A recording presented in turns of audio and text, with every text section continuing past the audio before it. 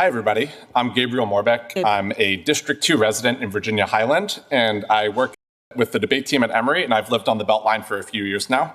I'm here today to advocate for Beltline Rail and for the city to fulfill the initial vision of the Beltline as a transit corridor.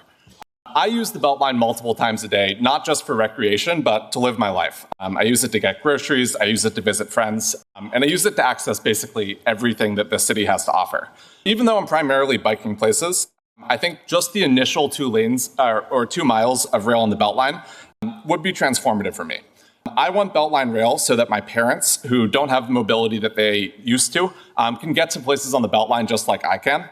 I want Beltline rail so my girlfriend, who's an attorney, can take rail to work at her workplace on the Beltline without being worried about traffic or pouring rain or really hot weather in the summer.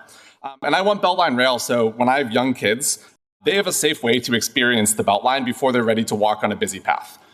I'm asking you to protect the transit right-of-way for the East Side Beltline and move Beltline rail forward.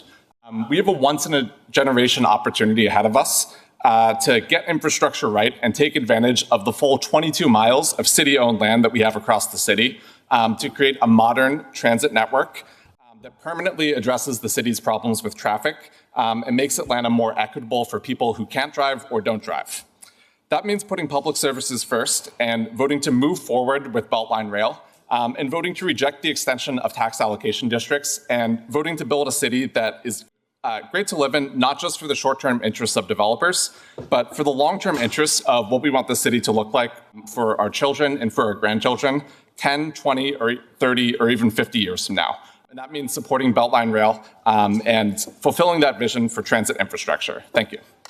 Thank you.